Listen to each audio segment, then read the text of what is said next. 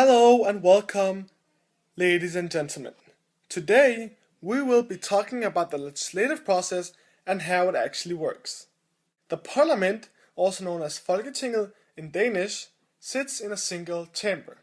It consists of 179 elected members, two of whom are elected from the Faroe Islands and two from Greenland.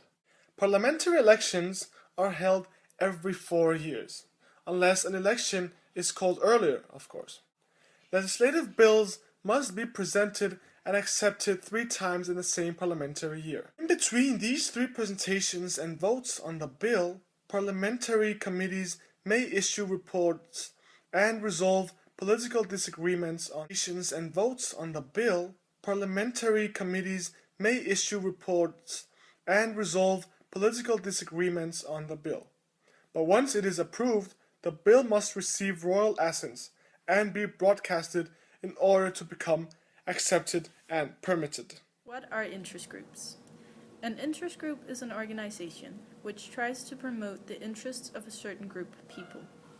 A wage earner, for example, is most likely very interested in better pay or better working conditions, so he might decide to join an organization which promotes these interests.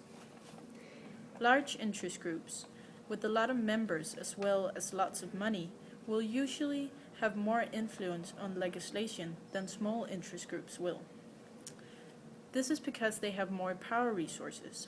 When I say power resources, I mean factors such as many members, high membership fees, many employees, and relations to the media. Examples of very powerful Danish interest groups are the Danish Confederation of Trades, when legislation touches upon matters that concern their members.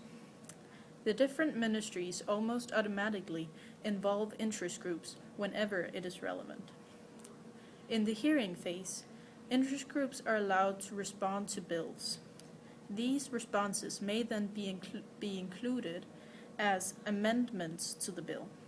Organizations such as Greenpeace and Amnesty International are founded around single issues, and they also try to influence the legislative process. So, professional organizations may appear before the parliamentary committee following the first reading of a bill. An organization should be heard during the preparation of a bill, because then there is a bigger chance that their responses will become an amendment to the bill.